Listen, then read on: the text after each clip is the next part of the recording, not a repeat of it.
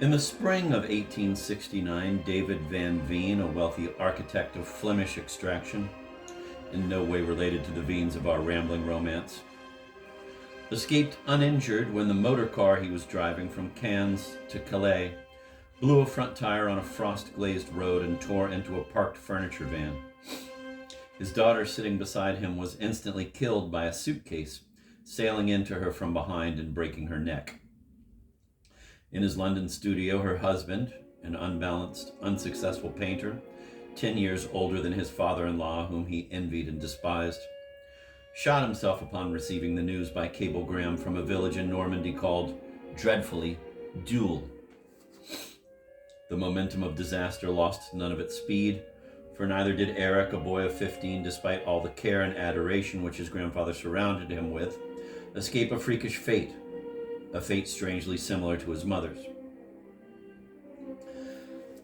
After being removed from Note to a small private school in Vaud Canton and then spending a consumptive summer in the Maritime Alps, he was sent to Aix-en-Valais, whose crystal air was supposed at the time to strengthen young lungs, instead of which its worst hurricane hurled a roof tile at him, fatally fracturing his skull. Among the boy's belongings, David Van Veen found a number of poems and the draft of an essay entitled Villa Venus, an Organized Dream. To put it bluntly, the boy had sought to solace his first sexual torments by imagining and detailing a project derived from reading too many erotic works found in a furnished house his grandfather had bought near Vents from Count Tolstoy, a Russian or Pole. Namely, a chain of palatial brothels that his inheritance would allow him to establish all over, quote, both hemispheres of our Callipygian globe, end of quote. The little chap saw it as a kind of fashionable club with branches or, in his poetical phrase, floramours, in the vicinity of cities and spas. Membership was to be restricted to noblemen, quote, handsome and healthy, end of quote, with an age limit of 50, which must be praised as very broad-minded on the poor kid's part. Paying a yearly fee of 3,650 guineas, not counting the cost of bouquets, jewels, and other gallant donations. Resident female physicians, good-looking and young, quote, of the American secretarial or dentist assistant type, end of quote, would be there to check the intimate physical condition of, quote, the caresser and the caressed, end of quote, another felicitous formula, as well as their own if, quote, the need arose, end of quote. One clause in the rules of the club seemed to indicate that Eric, though frenziedly heterosexual, had enjoyed some tender ersatz fumblings with schoolmates at Note, a notorious preparatory school in that respect. At least two of the maximum number of 50 inmates in the major floramours might be pretty boys, wearing frontlets and short smocks, not older than 14 if fair and not more than 12 if dark. However, in order to exclude a regular flow of inveterate pederasts, boy love could be dabbled in by the jaded guest only between two sequences of 3 girls each, all possessed in the course of the same week, a somewhat comical but not unshrewd stipulation. The candidates for every floramour were to be selected by a committee of club members who would take into consideration the annual accumulation of impressions and desiderata, jotted down by the guests in a special shell-pink book.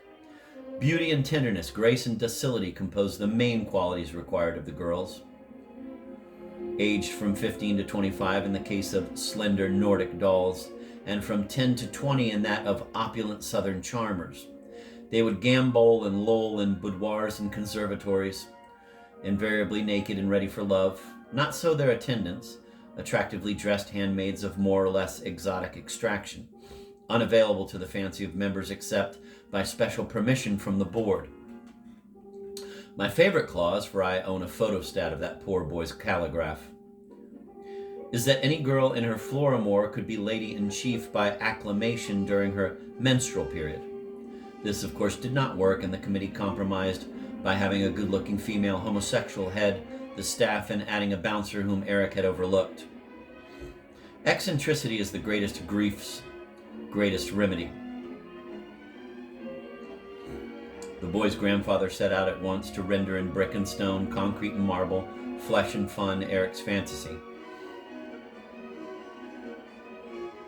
He resolved to be the first sampler of the first houri he would hire for his last house, and to live until then in laborious abstinence.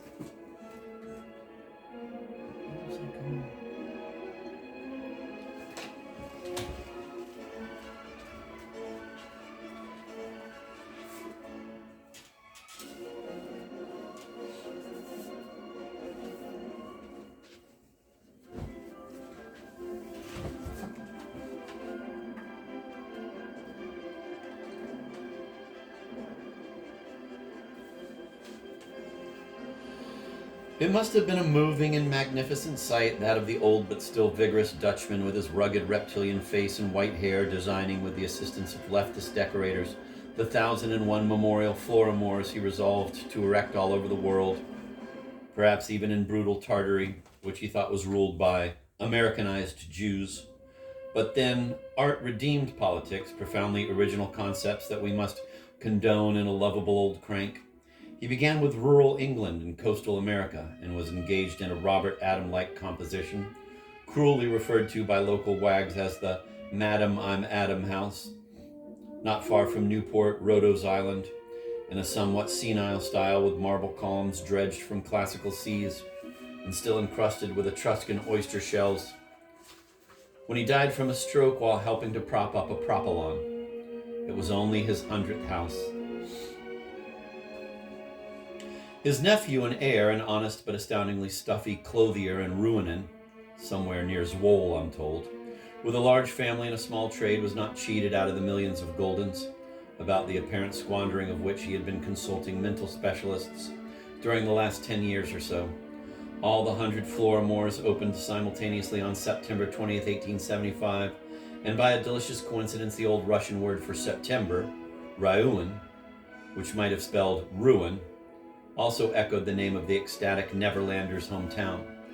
By the beginning of the new century, the Venus revenues were pouring in their final gush, it is true. A tattling tabloid reported around 1890 that out of gratitude and curiosity, Velvet Veen traveled once, and only once, to the nearest Florimore with his entire family. And it is also said that Guillaume de Montparnasse indignantly rejected an offer from Hollywood to base a screenplay on that dignified and hilarious excursion. Mere rumors, no doubt. Eric's grandfather's range was wide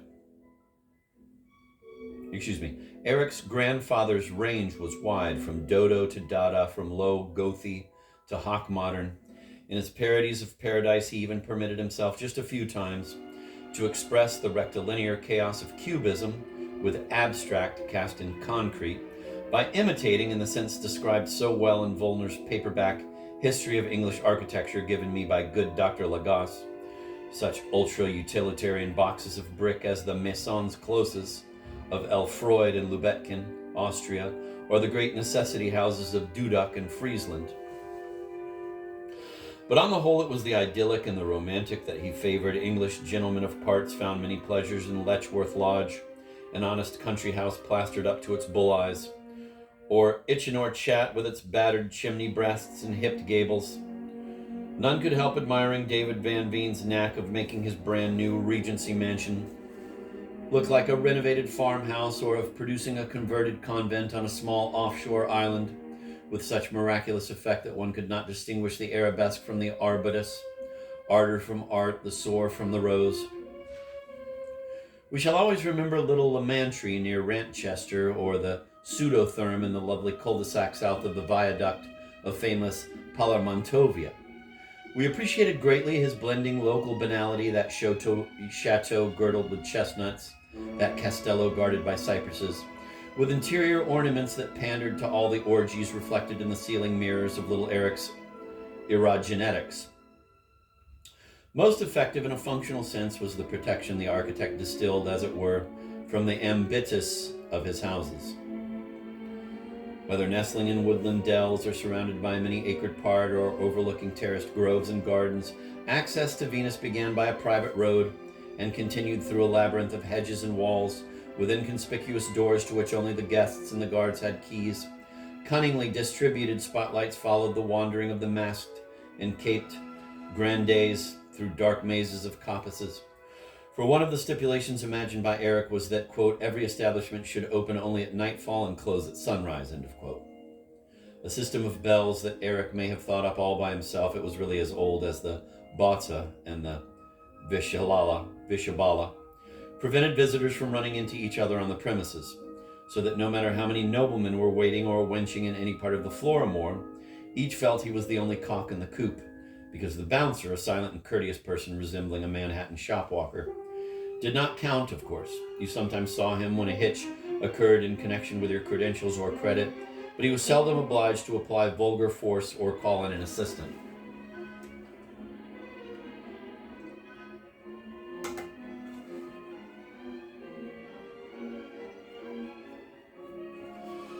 According to Eric's plan, councils of elderly noblemen were responsible for mustering the girls, delicately fashioned phalanges, good teeth, a flawless epiderm, undyed hair, impeccable buttocks and breasts, and the unfeigned vim of avid venery were the absolute prerequisites demanded by the elders as they had been by Eric.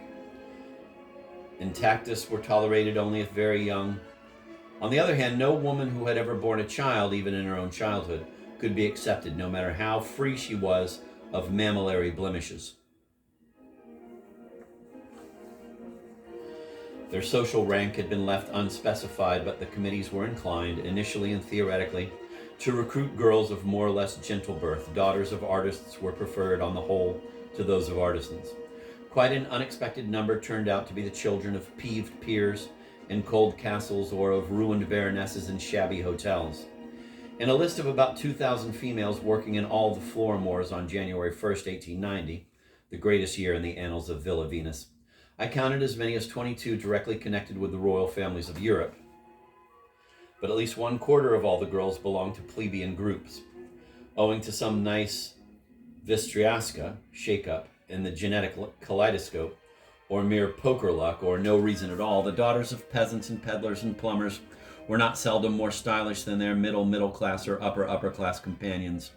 A curious point that will please my non-gentle readers no less than the fact that the servant girls below, the Oriental charmers, who assisted in various rituals of silver basins, embroidered towels, and deadened smiles, the client and his cliquies, not seldom descended from emblazoned princely heights.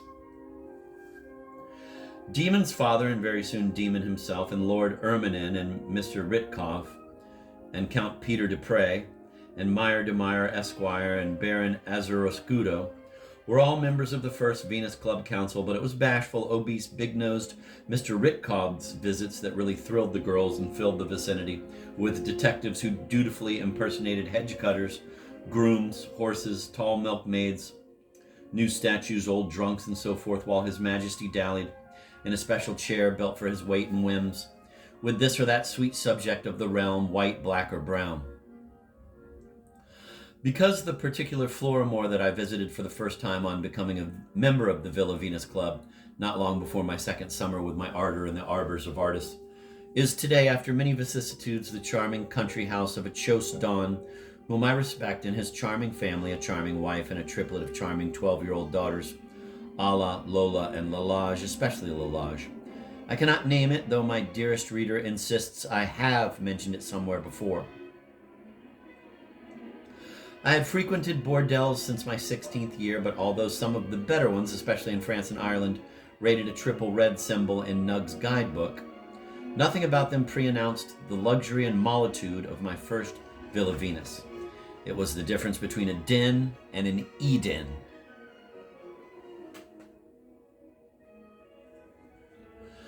3 Egyptian squaws, dutifully keeping in profile, long ebony eye, lovely snub, braided black mane, honey-hued pharaoh frock, thin amber arms, negro bangles, donut earring of gold bisected by a pleat of the mane, red Indian hairband, ornamental bib, lovingly borrowed by Eric Veen from a reproduction of a Theban fresco, no doubt pretty banal in 1420 BC, printed in Germany, Kunster Postkarte, number 6034, says cynical Dr. Lagasse, prepared me by means of what Parched Eric called exquisite manipulations of certain nerves whose position and power are known only to a few ancient sexologists, accompanied by the no less exquisite application of certain ointments, not too specifically mentioned in the porno lore of Eric's Orientalia, for receiving a scared little virgin, the descendant of an Irish king, as Eric was told in his last dream in X, Switzerland by a master of funerary rather than fornicatory ceremonies. Those preparations proceeded in such sustained, unendurably delicious rhythms that Eric, dying in his sleep, and Van, throbbing with foul life on a rococo couch 3 miles south of Bedford, could not imagine how those three young ladies, now suddenly divested of their clothes, a well-known honoratic device, could manage to draw out a prelude that kept one so long in the very lip of its resolution. I lay supine and felt twice the size I had ever been. Senescent nonsense, says science. When finally 6 gentle hands attempted to ease la gosse, trembling adada, upon the terrible tool. Silly pity, a sentiment I rarely experience, caused my desire to droop, and I had her carried away to a feast of peach tarts and cream. The Egyptsies looked disconcerted, but very soon perked up. I summoned all the 20 hirons of the house, including the sweet-lipped, glossy-chinned darling, into my resurrected presence. After considerable examination, after much flattering of haunches and necks, I chose a golden Gretchen, a pale Andalusian, and a black belle from New Orleans. The handmaids pounced upon them like pards, and having empasmed them with no unlesbian zest, turned the 3 rather melancholy graces over to me. The towel given me to wipe off the sweat that filmed my face and stung my eyes could have been cleaner. I raised my voice. I had the reluctant, accursed casement wrenched wide open. A lorry had got stuck in the mud of a forbidden and unfinished road, and its groans and exertions dissipated the bizarre gloom. Only one of the girls stung me right in the soul, but I went through all 3 of them grimly and leisurely, changing mounts in midstream, Eric's advice, before ending every time in the grip of the ardent Ardelusian, who said as we parted after one last spasm, although non-erotic chit-chat was against the rules, that her father had constructed the swimming pool on the estate of Demon Veen's cousin. It was now all over. The lorry had gone or had drowned, and Eric was a skeleton in the most expensive corner of the X cemetery, quote, but then all cemeteries are X, end of quote, remarked a jovial Protestant priest. Between an anonymous alpinist and my stillborn double. Cherry, the only lad in our next American Florimore, a little Salopian of 11 or 12, looked so amusing with his copper curls, dreamy eyes, and elfin cheekbones that 2 exceptionally sportive courtesans, entertaining Van, prevailed upon him one night to try the boy. Their joint efforts failed, however, to arouse the pretty catamite, who had been exhausted by too many recent engagements. His girlish crupper proved sadly defaced by the varicolored imprints of bestial clawings and flesh twistings. But worst of all, the little fellow could not disguise a state of acute indigestion, marked by unappetizing dysenteric symptoms that coated his lover's shaft with mustard and blood, the result, no doubt, of eating too many green apples. Eventually, he had to be destroyed or given away. Generally speaking, the adjunction of boys had to be discontinued. The famous French Florimore was never the same after the Earl of Langbourn discovered his kidnapped son, a green-eyed, frail fawnlet, being examined by a veterinary whom the Earl shot dead by mistake. In 1905, a glancing blow was dealt Villa Venus from another quarter. The personage we have called Ritkov or Vrodik had been induced by the ailings of age to withdraw his patronage. However, one night he suddenly arrived, looking again as ruddy as the proverbial fiddle. But after the entire staff of his favorite Florimore near Bath had worked in vain on him, till an ironic Hesperus rose in a milkman's humdrum sky, wretched sovereign of one half of the globe called for the shell-pink book, wrote in it a line that Seneca had once composed, Subsidunt montes et juga celsa ruunt, and departed weeping. About the same time, a respectable lesbian who conducted a Villa Venus at Souvenir, the beautiful Missouri spa, throttled with her own hand, she had been a Russian weightlifter, 2 of her most beautiful and valuable charges. It was all rather sad.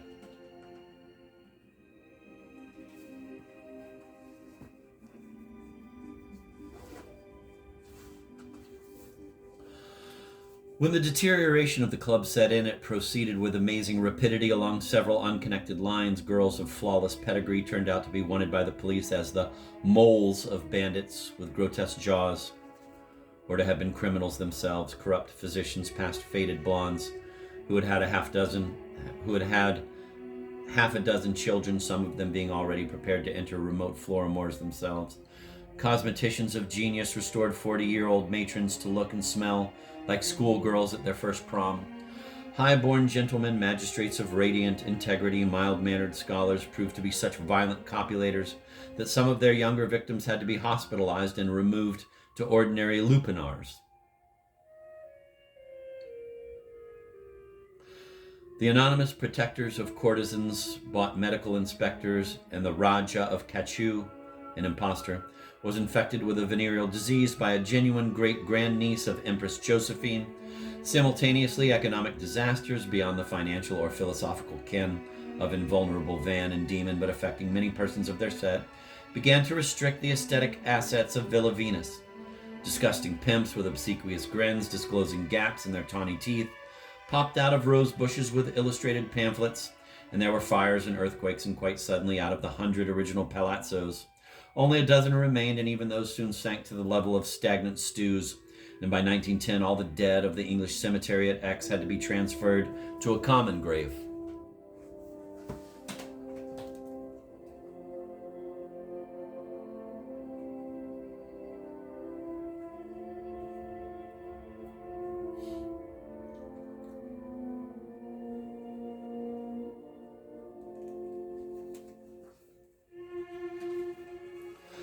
Van never regretted his last visit to one last Villa Venus. A cauliflowered candle was messily burning in its tin cup on the window ledge next to the guitar-shaped, paper-wrapped bunch of long roses, for which nobody had troubled to find or could have found a vase. On a bed some way off lay a pregnant woman, smoking, looking up at the smoke, mingling its volutes with the shadows on the ceiling. One knee raised, one hand dreamily scratching her brown groin. Far beyond her, a door standing ajar gave on what appeared to be a moonlit gallery, but was really an abandoned, half-demolished, vast reception room with a broken outer wall, zigzag fissures in the floor, and the black ghost of a gaping grand piano emitting, as if all by itself, spooky glissando twangs in the middle of the night. Through a great rip in the marbleized brick and plaster, the naked sea, not seen but heard as a panting space separated from time, dully boomed, dully withdrew its platter of pebbles. And with the crumbling sounds, indolent gusts of warm wind reached the unwalled rooms, disturbing the volutes of shadow above the woman, and a bit of dirty fluff that had drifted down onto her pale belly, and even the reflection of the candle in a cracked pane of the bluish casement. Beneath it, on a rump-tickling coarse couch, Van reclined, pouting pensively caressing the pretty head on his chest, flooded by the black hair of a much younger sister or cousin of the wretched Florinda, on the tumbled bed. The child's eyes were closed, and whenever he kissed their moist convex lids, the rhythmic motion of her blind breasts changed or stopped altogether and was presently resumed. He was thirsty, but the champagne he had brought, with the softly rustling roses, remained sealed, and he had not the heart to remove the silky deer head from his breast so as to begin working on the explosive bottle. He had fondled and fouled her many times in the course of the last 10 days, but was not sure if her name was really Adora, as everybody maintained. She and the other girl, and a third one, a maidservant, Princess Kachurin, who seemed to have been born in the faded bathing suit she never changed and would die in, no doubt, before reaching majority or the first really cold winter on the beach mattress which she was moaning on now in her drugged days. And if the child really was called Adora, then what was she? Not Romanian, nor Dalmatian, nor Sicilian, not Irish. Though an echo of brogue could be discerned in her broken but not too foreign English. Was she 11 or 14, almost 15 perhaps? Was it really her birthday, this 21st of July, 1904, or 8, or even several years later, on a rocky Mediterranean peninsula? A very distant church clock, never audible except at night, clanged twice and added a quarter.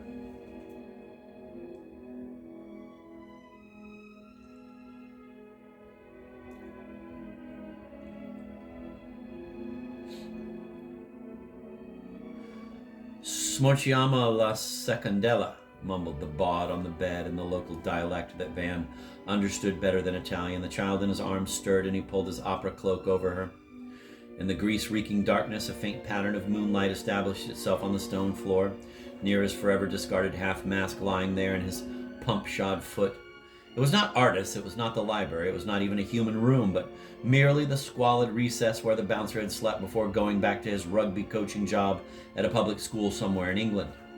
The grand piano in the otherwise bare hall seemed to be playing all by itself, but actually was being rippled by rats in quest of the succulent refuse placed there by the maid who fancied a bit of music when her cancered womb roused her before dawn with its first familiar stab.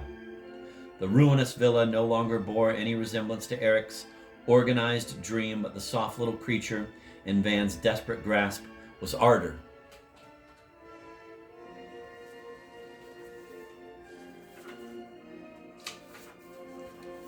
What are dreams? A random sequence of scenes, trivial or tragic, viatic or static, fantastic or familiar, featuring more or less plausible events patched up with grotesque details and recasting dead people in new settings.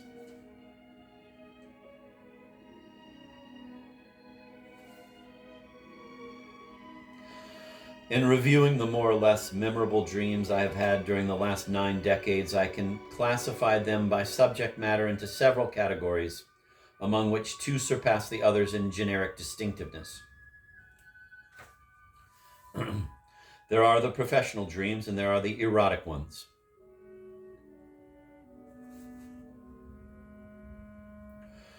In my 20s, the first kind occurred about as frequently as the second, and both had their introductory counterparts, insomnias conditioned either by the overflow of 10 hours of vocational work or by the memory of artists that a thorn in my day had maddeningly revived. After work, I battled against the might of the mindset. The stream of composition, the force of the phrase demanding to be formed, could not be stopped for hours of darkness and discomfort, and when some result had been achieved, the current still hummed on and on behind the wall. Even if I locked up my brain by an act of self-hypnosis, plain will or pill could no longer help. Within some other image or meditation, but not artist, not ardor, for that would mean drowning in a cataract of worse wakefulness, with rage and regret, desire and despair sweeping me into an abyss where sheer physical extenuation stunned me at last with sleep.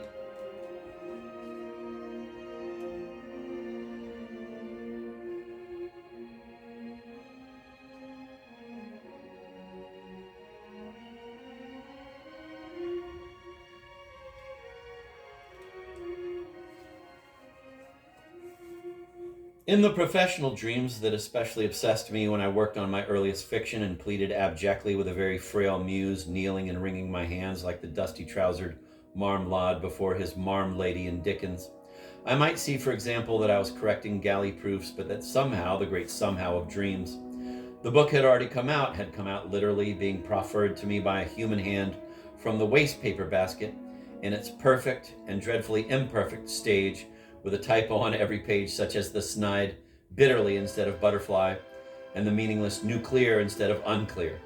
Or I would be hurrying to a reading I had to give, would feel exasperated by the sight of the traffic and people blocking my way, and then realize with sudden relief that all I had to do was to strike out the phrase crowded street in my manuscript. What I might designate as skyscape, not skyscrape, as 2/3 of the class will probably take it down, dreams belongs to a subdivision of my vocational visions, or perhaps may represent a preface to them, for it was in my early pubescence that hardly a night would pass without some old or recent wake time impressions establishing a soft, deep link with my still muted genius, for we are Van, rhyming with and indeed signifying one in Marina's W less deep-voweled Russian pronunciation. The presence or promise of art in that kind of dream would come in the image of an overcast sky with a manifold lining of cloud, a motionless but hopeful white, a hopeless but gliding gray, showing artistic signs of clearing, and presently the glow of a pale sun grew through the leaner layer, only to be recowled by the scud, for I was not yet ready.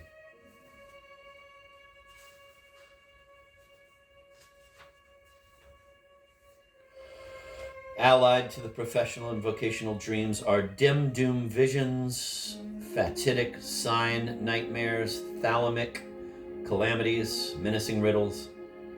Not unfrequently, the menace is well concealed, and the innocent incident will turn out to possess, if jotted down and looked up later, the kind of precognitive flavor that Dunn has explained by the action of reverse memory. But for the moment, I'm not going to enlarge upon the uncanny element particular to dreams beyond observing that some law of logic should fix the number of coincidences in a given domain, after which they cease to be coincidences and form instead the living organism of a new truth. Tell me, says Osberg's little Gitana to the Moors, El Motella and Romero, what is the precise minimum of hairs on a body that allows one to call it hairy?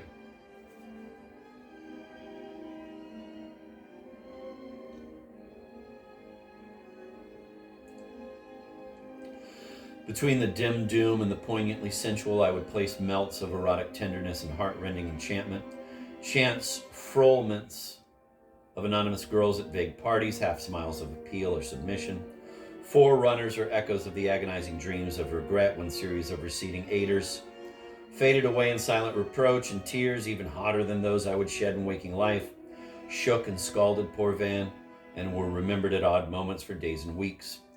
Van's sexual dreams are embarrassing to describe in a family chronicle that the very young may perhaps read after a very old man's death. 2 samples, more or less euphemistically worded, should suffice in an intricate arrangement of thematic recollections and automatic phantasmata. Aqua impersonating Marina, or Marina made up to look like Aqua, arrives to inform Van joyfully that Ardor has just been delivered of a girl child whom he is about to know carnally on a hard garden bench while under a nearby pine. His father, or his dress-coated mother, is trying to make a transatlantic call for an ambulance to be sent from Vence at once. Another dream, recurring in its basic unmentionable form since 1888 and well into the century, contained an essentially triple and, in a way, tribatic idea. Bad Ardor and lewd Lucette had found a very ripe ear of Indian corn. Ardor held it at both ends as if it were a mouth organ, and now it was an organ, and she moved her parted lips along it, varnishing its shaft, and while she was making it trill and moan, Lucette's mouth engulfed its extremity.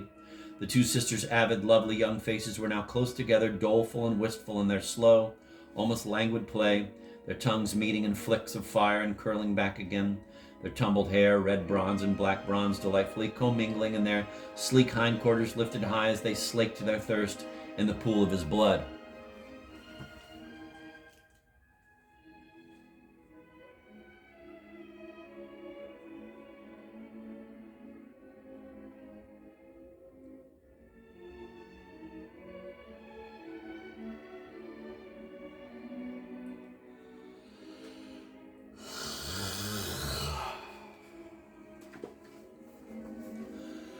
I have some notes here on the general character of dreams. One puzzling feature is the multitude of perfect strangers with clear features, but never seen again, accompanying, meeting, welcoming me, pestering me with long, tedious tales about other strangers. All this in localities familiar to me and in the midst of people deceased or living whom I knew well, or the curious tricks of an agent of Kronos, a very exact clock time awareness with all the pangs, possibly full bladder pangs in disguise, of not getting somewhere in time, and with that clock hand before me, numerically meaningful, mechanically plausible, but combined, and that is the curious part, with an extremely hazy, hardly existing passing of time feeling. This theme I will also reserve for a later chapter. All dreams are affected by the experiences and impressions of the present, as well as by memories of childhood. All reflect in images or sensations a draught, a light, a rich meal, or a grave internal disorder. Perhaps the most typical trait of practically all dreams, unimportant or portentous, and this despite the presence in stretches or patches of fairly logical within special limits, cogitation and awareness, often absurd, of dream past events should be understood by my students as a dismal weakening of the intellectual faculties of the dreamer, who is not really shocked to run into a long-dead friend. At his best, the dreamer wears semi-opaque blinkers. At his worst, he's an imbecile.